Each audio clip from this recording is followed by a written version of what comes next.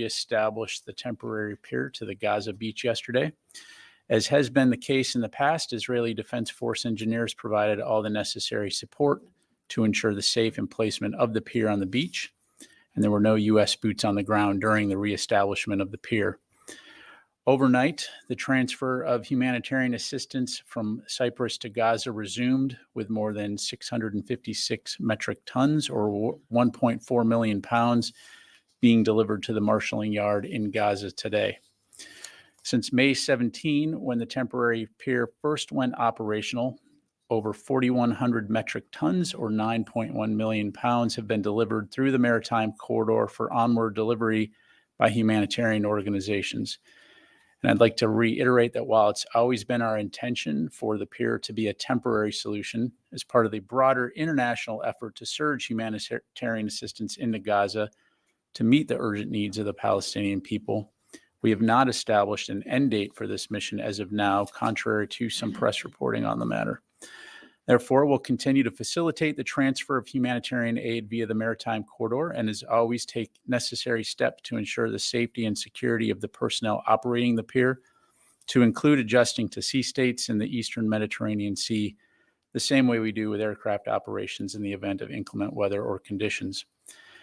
And finally, the orderly withdrawal of U.S. forces from Niger continues. As AFRICOM highlighted in their announcement earlier this month, the U.S. Air Force C-17 aircraft have begun ferrying personnel and equipment out of the country in accordance with the arrangements made between U.S. officials and the CNSP in May. While U.S. personnel numbers will naturally fluctuate during the drawdown period, there are currently approximately 600 U.S. personnel in country, and we remain on track for a complete withdrawal by September 15 as agreed upon. We'll, of course, continue to keep you updated regarding any significant developments. And with that, be happy to take your questions. Go to Associated Press. Hi, General Ryder. Thanks for doing this. With the aid moving back through the pier again, can you give us a sense of how much of it has actually moved out of the marshalling yard and on to its ultimate destinations, or is it all still in the marshalling yard? That's really a question I'll have to direct to USAID and World Food Program. As you know, they're responsible for the onward distribution. And so they're in the best position to talk about the current status of that aid and what their game plan is to deliver it. And World Central Kitchen said they were not using the pier in any way. So is it just World Food Program participants that are using this pier? Again, I'd refer you to USAID. I know they're working, obviously, with humanitarian organizations to include the World Food Program for distribution. But again, I think the important point here is that this is just one part of a broader international effort that consists of aid being delivered via a maritime corridor, the air, and of course, ground being the optimal way to get aid. But again, we're going to continue to push as much aid into Gaza as we can. And are there any updates on airdrop operations? I don't have an update to provide other than the fact that we will continue to conduct airdrops to get aid into Gaza. You haven't since the Rafah operation started, or did you have an intermittent start? Let me look at, we've done between March 2nd and today, there's been 39 humanitarian assistance airdrops. The last drop was on June 9th. But again, we will maintain the option and have the capability, and will conduct airdrops in the future. You go to Jen. General Ryder, how concerned is the Pentagon that war could break out on the Lebanese border with Israel right now? Yeah, so of course, this is something that we're continuing to follow very closely, Jennifer. As we've mentioned before, we do have concerns about tensions along that border. We continue to encourage a diplomatic solution. And so we're going to stay very focused on that. What was the purpose of the USS Ford coming in for a port call? The USS Ford coming to a port call. Maybe I misread that they were in the Mediterranean. I'm not tracking that. So yeah. That's a mistake. In terms of Putin's visit to North Korea and to Vietnam, how seriously do you take this new mutual defense treaty? Is this a return to the Cold War? Is it being seen? Are you seeing additional weapons moving from North Korea to Ukraine? How serious do you take this new relationship? And just to clarify, you said Vietnam. Do you mean DPRK? I mean, North Korea, yeah. North Korea. Yeah, I mean, it's obviously something that we're continuing to monitor very closely. As you've heard others in the U.S. government talk about, there is no surprise here that they've been developing and fostering this relationship. So it is something that we're going to take seriously, and it's something that we're going to continue to monitor. But what we've also said is that our focus when it comes to the Indo-Pacific region and broadly speaking worldwide is to work with like-minded nations on security and stability throughout the world, to include the Indo-Pacific region. So we're going to continue to strengthen and bolster those alliances and those relationships with the idea that our focus is on peace, security, and stability, but certainly are also going to continue to keep a close eye on this. And in Vietnam, Putin said that Russia is considering changing its nuclear doctrine, its first use doctrine. Do you take that seriously, or is this just nuclear saber rattling? We've seen nothing at this point that would require us to change our own strategic forces posture. Again, it's not the first time that we've heard of reckless nuclear saber rattling. It's certainly irresponsible for countries that maintain these types of capabilities to make those kinds of comments. But again, I go back to what I said earlier, that our focus is on security and stability, not only in the region, but throughout the world. And so we'll continue to stay focused on that. Let me go here to CNN. Thanks, General Ryder. So National Security Advisor Sullivan said earlier this week that with regards to the policy allowing Ukraine to use U.S.-made weapons to strike over the border into Russia, that policy, quote, extends to anywhere that Russian forces are coming across the border from the Russian side to the Ukrainian side.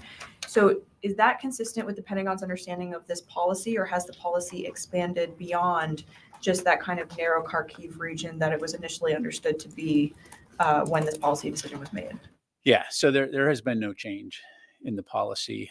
And really, at the end of the day, this comes down to counterfire, right? And what you saw in the Kharkiv region as Russia was conducting its offensive was the massing of forces, artillery fire, preparatory fire into Ukraine as they conducted these operations. And so the ability to be able to fire back when fired upon is really what this policy is focused on. So again, as we see Russian forces firing across the border, the ability for Ukraine to fire back at those ground forces using U.S. provided munitions, it's self-defense. And so it makes sense for them to be able to do that. And that applies only to the border areas, or could it be further into Russia, or does that? Again, if you look back at kind of the early days of this war, and you had Russian forces that were, and still are to a large degree, but en masse within Ukrainian occupied territory, what you saw were force-on-force conflicts that were happening within sovereign Ukraine. So in this case, what you see is Russian forces attempting to use their border as a safe zone from which to conduct preparatory fires and attacks into Ukraine in support of offensive actions. And so again, as we see those forces conducting those types of operations from across the border, we've explained, Ukraine can and does have the right to fire back to defend themselves. So again, not a change to the policy that was announced earlier. Now, when it comes to long-range munitions like ATACMS, again, there's been no change in the policy in that regard. But it's broader than just Kharkiv, to be clear. Correct. It's focusing on the strategic intent here, which is counterfire when you're attacked, returning fire. Body. Thank you, General. If I may go back to the situation on the borders between Israel and Lebanon, obviously you've been looking at the tension there. In terms of how tense the situation, are you seeing an indication that this is higher than before and that could lead to a wider confrontation? And do you believe there's still room for a diplomatic solution between Israel and Lebanon? So the latter part of your question first, yes. I think there's always time to talk, and there's always room for diplomatic solutions. I think given the amount of, rocket fire we've seen going from both sides of the border, we've certainly been concerned about that situation, and both publicly and privately have been urging all parties to restore calm along that border, and again, to seek a diplomatic solution. And so, you've heard the White House talk about the fact that they've sent a special envoy Secretary Austin, this is something that he's spoken about with his counterparts in the region. And so, again, this is something that will continue to stay focused on. And is the situation between Israel and Lebanon and maybe a potential for escalation, has this prompted the DoD to maybe review the U.S. forces posture in the region or change it in any way so far? As of right now, I don't have any announcements to make in terms of a force posture. Again, I think, seeing the forest through the trees here, what we don't want to see is a broader regional conflict. And so, again, we're going to stay very focused on working with the rest of the U.S. interagency and with our partners in the region to attempt to ensure that that doesn't happen and that this is resolved diplomatically. Thank you. Let me go to the phone here real quick. Reuters, Idris. Hey, just a quick question. Could you, I may have missed this, but how much aid is currently in the marshalling area? Yeah, I don't have a number to provide, Idris. I'd refer you to USAID to talk about how much aid they currently have for onward delivery. Is there a capacity at which point aid cannot gather at the marshalling area anymore, or is that not a concern? I mean, there is a certain capacity that the marshalling area can hold. I don't know that we've reached that at this stage, but certainly that's a factor. But yeah, I don't have a specific amount to provide to you. Okay, let me go in the room here, Tony. A couple of geopolitical questions. I want to on North Korea, Russia. Is the Pentagon assessing, or will what types of technologies Russia may give to North Korea that they haven't in the past? I'm thinking ballistic missile guidance technology or along those lines. Yeah, thanks, Tony. I don't have any details, nor am I going to discuss in detail any agreements between Russia and the DPRK at this point. Again, I'd go back to what I said earlier. We're not surprised about this continuing burgeoning of this relationship. It's something that we're going to monitor closely. And again, what you have seen in the past is the DPRK providing Russia with munitions that are being employed in Ukraine, killing Ukrainians and supporting Russia's illegal war. So again, definitely concerning for all those nations that respect sovereignty, respect the rule of law. But yeah. Ukraine weapons question. The White House today announced that it was directing American contractors to ship AMRAAM and Patriot weapons, missiles that were earmarked for foreign customers, other foreign customers to Ukraine, giving them the priority. What role does the Pentagon have in this directive, in implementing this directive or overseeing the shift of missiles from FMS customers to Ukraine? Yeah, sure. To your point, as you highlighted, the resequencing of planned deliveries. I think your missile deliveries, not plane. What's that? You say plane deliveries? No, planned. Okay. The planned resequencing of planned deliveries. So we're working closely with industry on the appropriate contracting actions from this resequencing to ensure that we're able to continue to support our security assistance requirements. So I'm not going to be able to go into any specifics beyond that in terms of what those contracting actions are, those companies are. But needless to say, again, we're going to make sure that not only are we supporting Ukraine, but that we're continuing to keep on track with those FMS deliveries as quickly as possible. These are missiles, right? Not the Correct. batteries or Correct. round These equipment. are missiles. Thank you. That's correct. All right. Noah. In reference to the policy on cross-border strikes, I just want to make sure I understand for clarity. Was the policy never geographically bound and was always focused on the intent of counterfire like you're describing there? Just want to make sure that I understand this correctly. Yeah, I mean, I think, the context was, again, this Russian offensive that was emanating from the Kharkiv region. And so being able to check that offensive and enable the Ukrainians to fire back and to not allow Russia to use that zone across the border there as a safe haven from which to conduct those attacks. Mm-hmm. So it changed in reference to the offensive near Kharkiv, but it was never intended just to be around Kharkiv, if I understand you. Yeah, exactly. I mean, I think the policy here is, again, and I think, the National Security Advisor put it, in great words here in the sense that it's not about geography, it's about common sense, right? Being able to fire back if you're fired upon. If you go to Tom. Thanks, General. Abdul Malik al-Houthi, the leader of the Houthi rebels today, gave a speech in which he said that US and British airstrikes have had no effect at all on the group. Could you comment on that? Well, they started with a certain amount of capability, and now they have a less amount of capability. So that's just factually incorrect. But the tempo and severity and damage caused by the attacks is increasing, and obviously the stress that the US Navy is under is increasing too. So what's the end point here? well, again, as I said on Tuesday, the ultimate objective here is to ensure freedom of navigation through the Red Sea and to continue to work with the international community to safeguard mariners that are transiting this area. And we'll continue to do that. And again, the more that the Houthis continue to do these types of attacks, long term, it is going to also, and in the medium and near term, it's going to continue to have significant impacts on their own citizens, the people that are living under Houthi control, in terms of the ability for aid to be delivered to Yemen, the environmental impact on the Red Sea, as well as the economic viability of that region. So again, we're not looking to get into a full-scale conflict with the Houthis. Our focus, again, continues to be on freedom of navigation and safety of the maritime corridor, and that's what we'll stay focused on. Louis.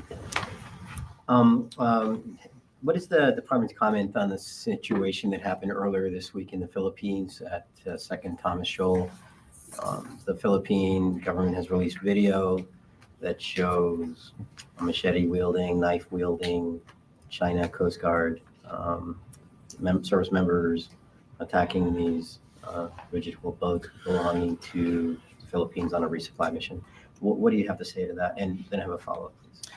Yeah, I mean, I kind of touched on this earlier this week, right? I mean, this kind of behavior, it's provocative, it's reckless, it's unnecessary.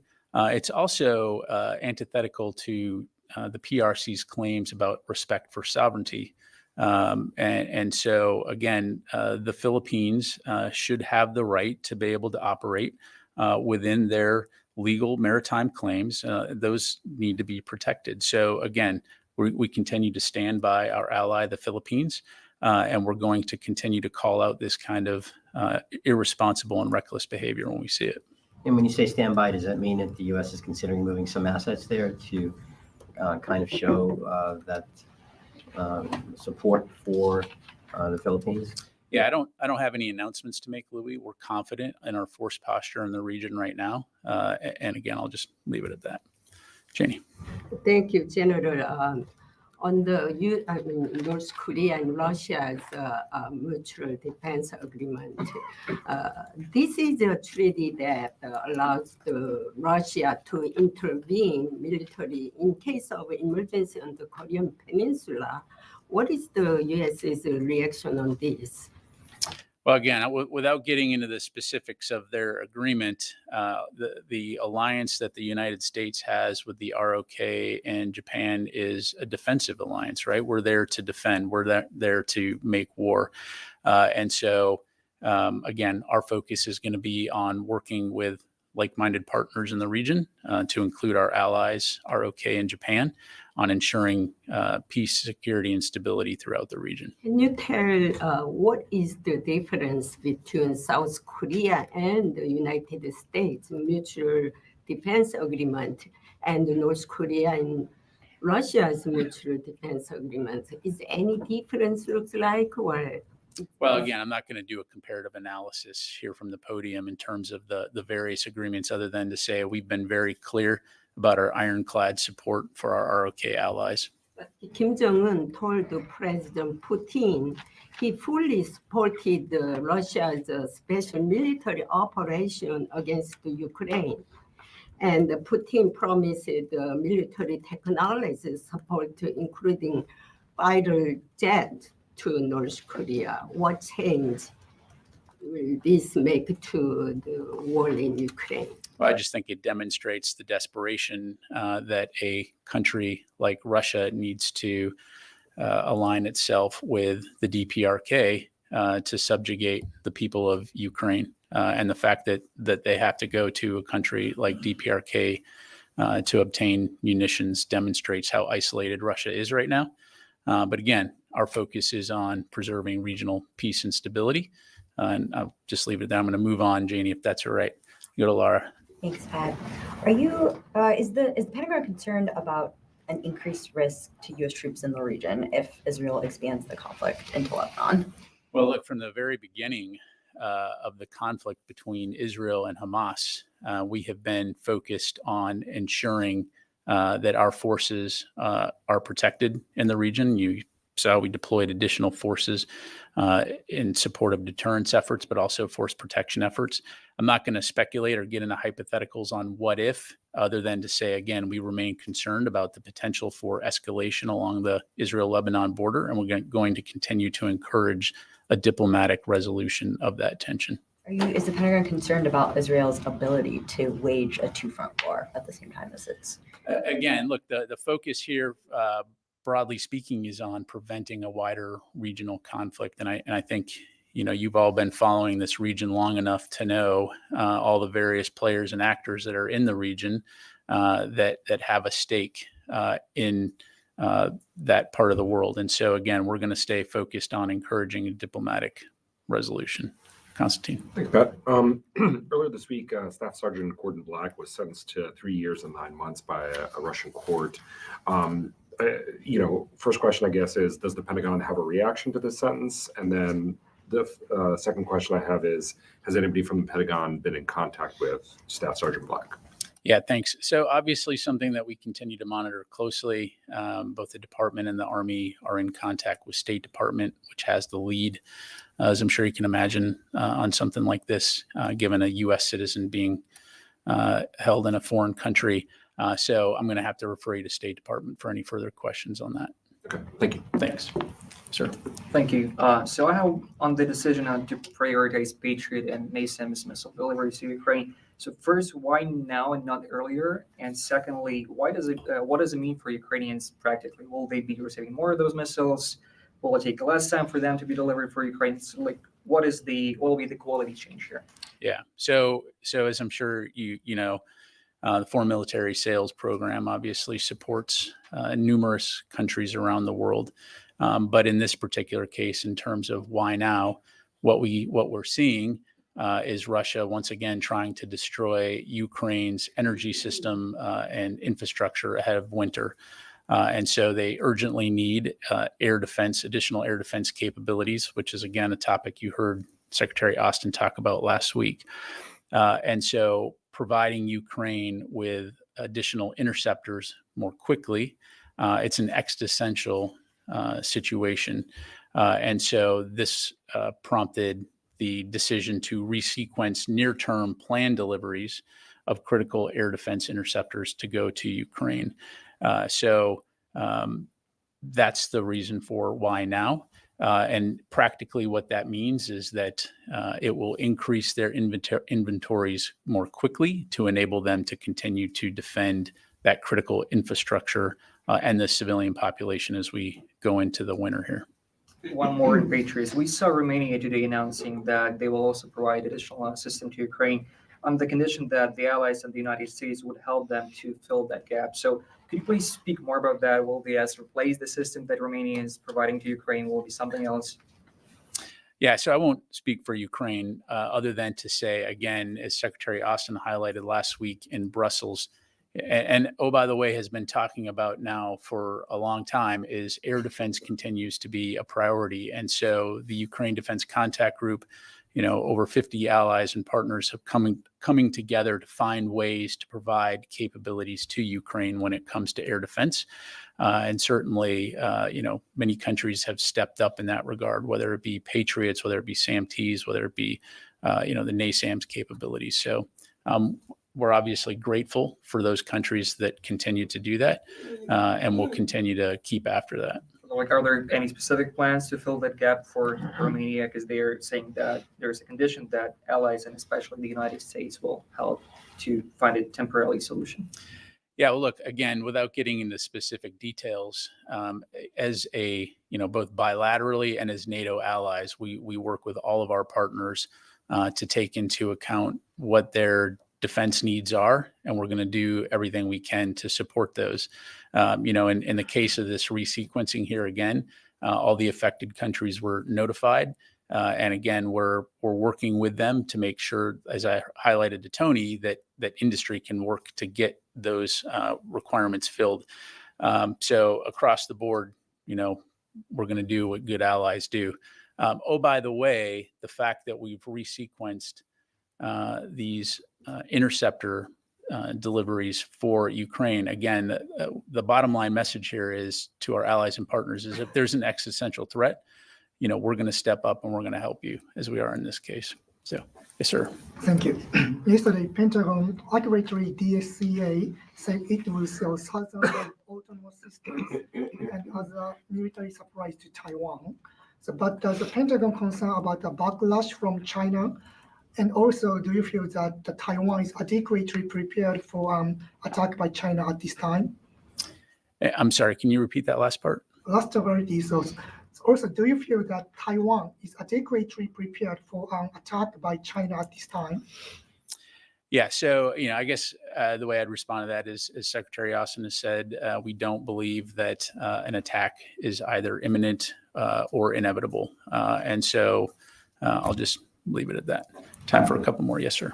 Thank you, General. Regarding again to the tension of the border between Hezbollah and Israel, there is some reports claiming that the Israeli officials have told the U.S. that they are planning to shift resources from southern Gaza to the northern of Israel in preparation for possible offensive against Hezbollah.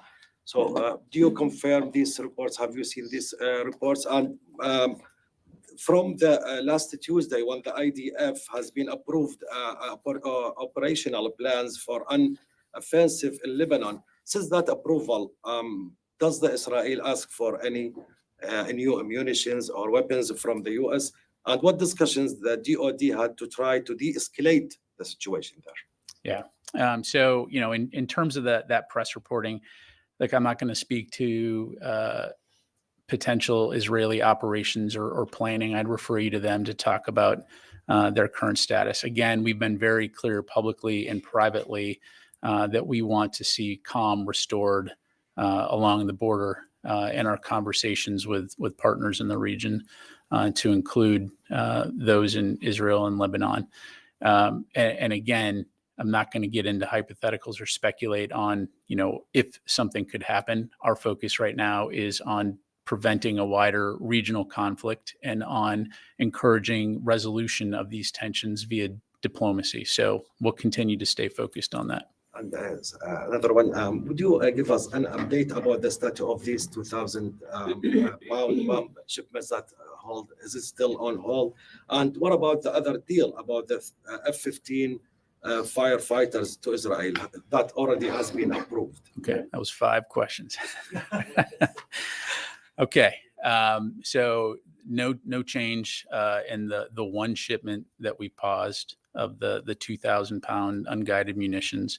And as I mentioned on Tuesday, there, final determination on how to proceed with that shipment has not been made. As far as the press reporting on F-15 sales, as a matter of policy, we don't confirm or comment on proposed cases until they've actually been notified to Congress. So I'm not going to have anything additional. All right, we can do one more question. Yes, sir. Thank you, General. Last time the U.S. Central Command conducted an airstrike in Syria, according to CENTCOM, a senior ISIS official was killed. Do you believe ISIS still have a stronghold in the region, and how much it is a threat? So, we've talked about this in the past. So ISIS, as it exists in Iraq and Syria, has been greatly diminished from where it was 10 years ago. We have not seen an uptick in terms of ISIS activity, broadly speaking. That said, they do remain a threat, which is why, again, you continue to see the international coalition of which the U.S. is part, focused on working with regional partners to prevent a resurgence of ISIS and to ensure the enduring defeat of ISIS. And so it's one of those things that, again, as we've all seen, you can't take your eye off of it, or else, it can rear its ugly head again. And so we'll continue to stay focused, as CENTCOM was and is, vis-a-vis their news release. So, all right, thank you very much, everybody.